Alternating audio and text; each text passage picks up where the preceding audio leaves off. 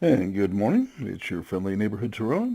And this morning, we are going to be reviewing the Spitfire Mark 14 full upgrade. The only things that I have not added to this aircraft are the preferred options of the lightweight airframe and control surface adjustment 3. And why am I not doing that? Well, that comes down to I have other aircraft I desperately need to bring up. The LA-9 is now sitting here for lack of silver, ready to be purchased and put up. So until I get more uh, silver, I cannot do that. And for production reasons, I need all the new aircraft I can get. So I can't just afford to go do that right now. All right, so you probably heard this, but I will recap it given that these channel's basis in history. The Mark 14 was the version of the Spitfire that went through the last third of the World War II and saw the defeat of Nazi Germany. And had already seen the Italians fall previous to that. All right, so what about the aircraft? Average turn time is 8 seconds, which is incredibly quick. Airspeed with this is 553, which is not good. Survivability is 360. The Ford Hispano-Suzas work very well. Optimum altitude, 5249. So that is it. It is a turn and burner with an attitude. It is not. It's going to suffer from the same thing that every other turn and burn aircraft does in an age of boomers at Tier 8. Lots and lots of things want to come by and kill you, screaming by at incredible speeds. This is a case in point. But this is an aircraft that is very, if you're watching, can quickly turn out of your way and be on your tail before you can get away. It does better than most any aircraft at Tier 8 at this point.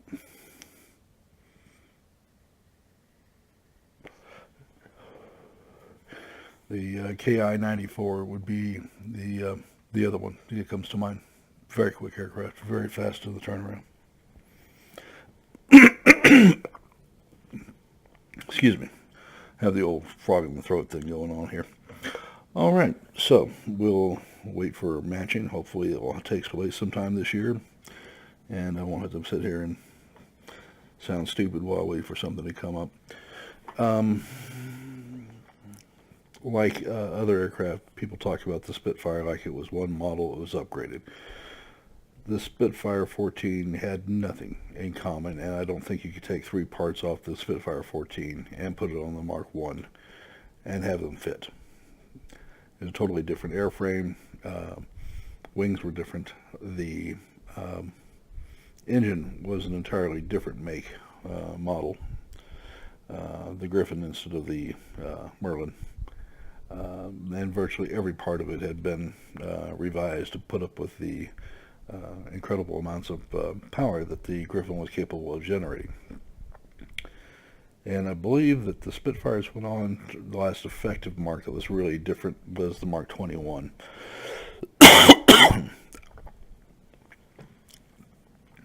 At that point, of course, the jet fighters were out, Gloucester Meteor, Vampire, so forth and so on. And the Hunter was on the drawing boards, and there was no reason to keep these aircraft after a certain point. And like the P-51 stablemate in the Allied inventory, it went to reserves in other friendly countries. As with that, it left a hell of a legacy.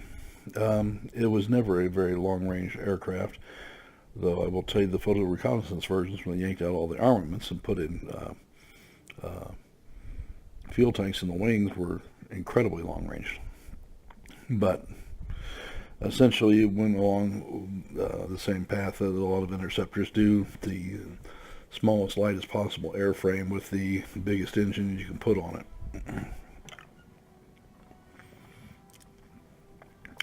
Okay, so we're ready to begin here, and we'll take it from there.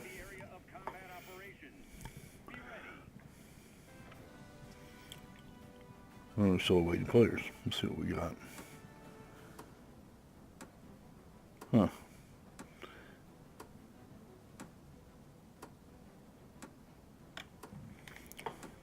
All right.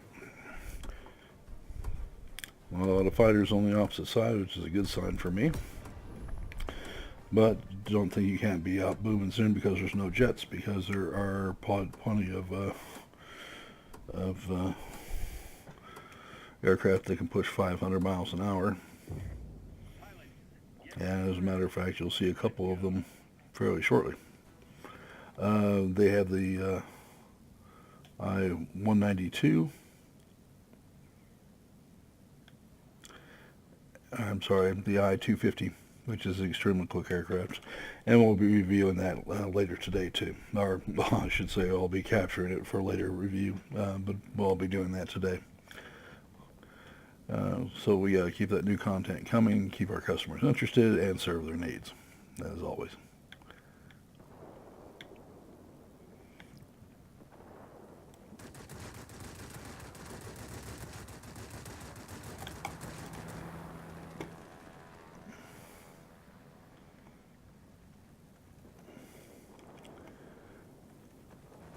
And one thing I love about this aircraft is your ability to just fling it around the skies.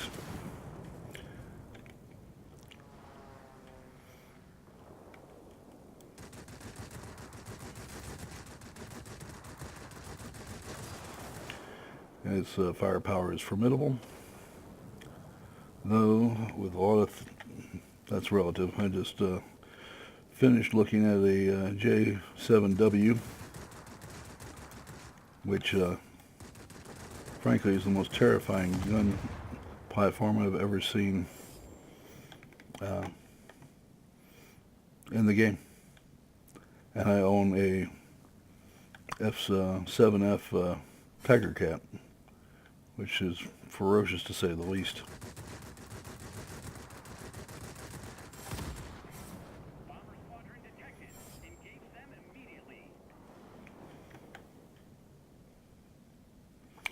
Alright, so we have a repair base, which I really like.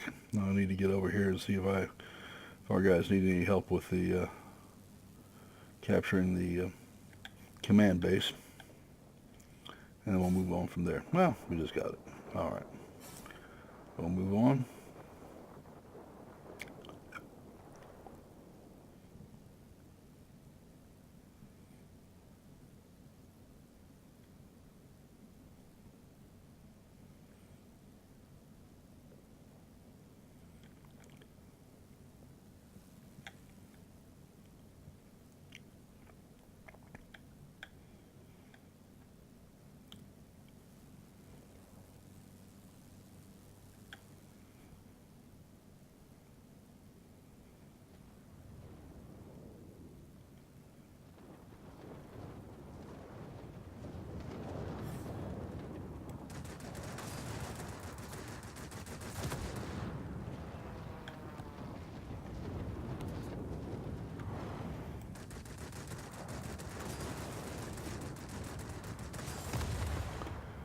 I do so love this aircraft. It's one of my favorites.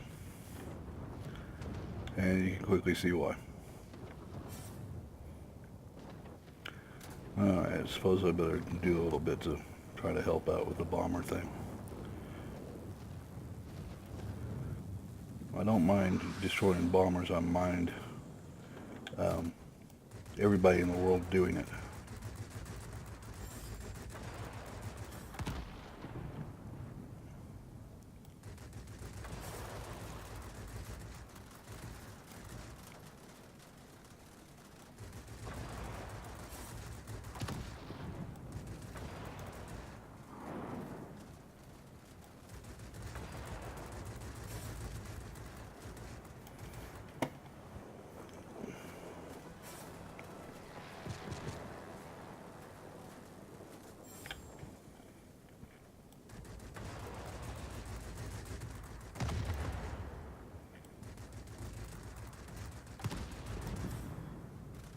Okay.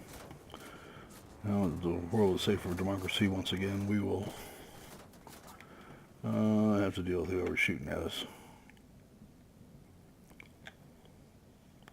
Alright, let's get back to... We do have an air base around here. Distinctly remember seeing it.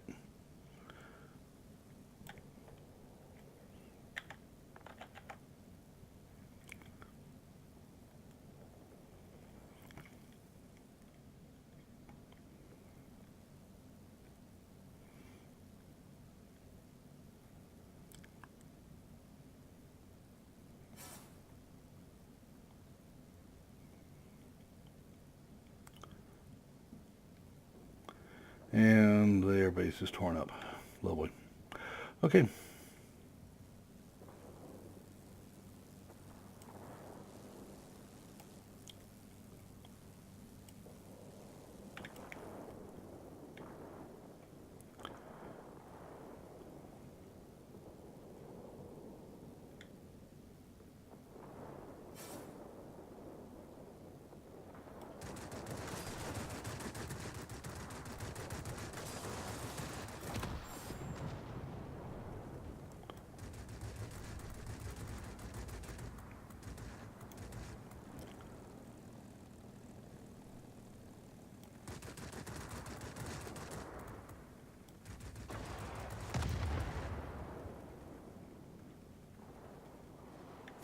Okay.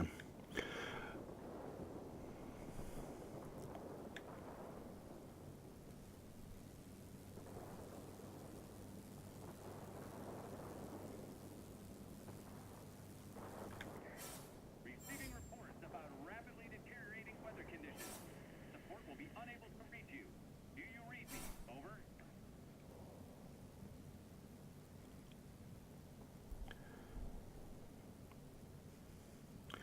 Yep. Okay, that was very handy.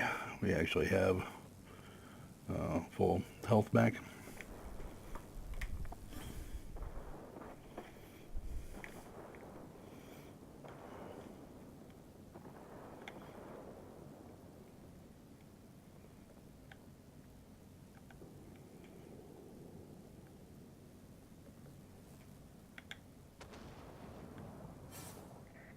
There's a heavy storm here.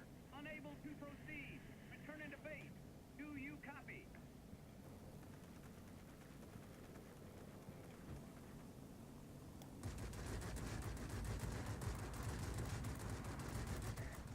The enemy has gathered forces to attack the command center. Be cautious.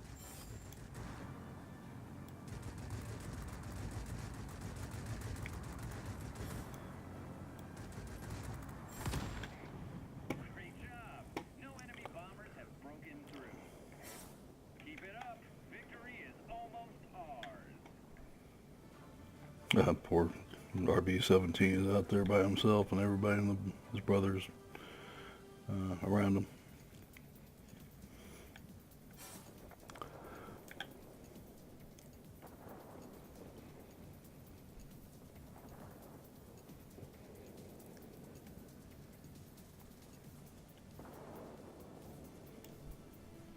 Believe it or not, our opposition is playing as dumb as we are, and dumber.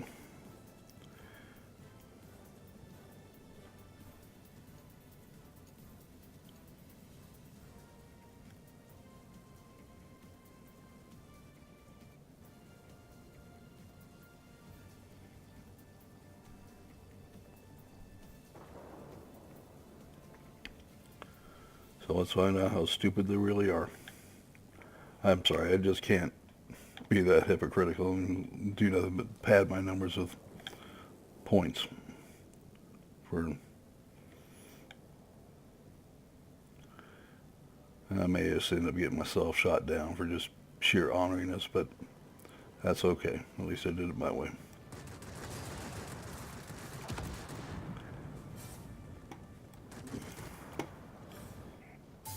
proud of you, pilot. Head back home.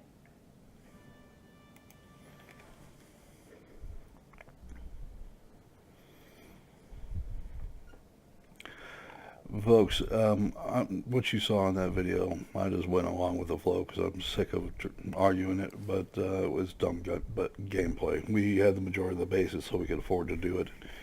But 9 times out of 10, that just gets you a loss. And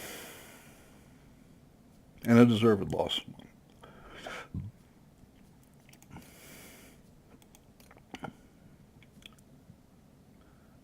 And I will say that, except for 1 or 2 players, everybody in here on the opposite side was a bot. And that's why you saw the stupid play.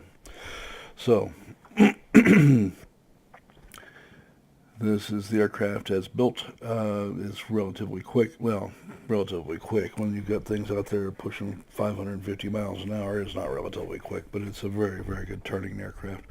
And you could do things that stand it on its nose, stand it on its tail, twist and turn in all sorts of different directions. You can do lots of things to take yourself away from a turning a boom and zoom fighter and spoil his aim and then get on his tail if you keep an eye out. That's the thing's role. It does it just about better than anything else out there. The one possibility is this one. Again, just as twisty, just as turny. Just about the same speed and even nastier firepower. Okay. Other than that, I'm not aware of anything can turn with it. But those are the 2. And this was a real aircraft. The other one was sitting on the factory floor for final testing, being ready for final testing when the war ended. Quite a testament to the British people and their resolve. So, thank you very much. Remember to like the video. If you like the video, remember to subscribe. I always need new subscribers, and we'll see you tomorrow.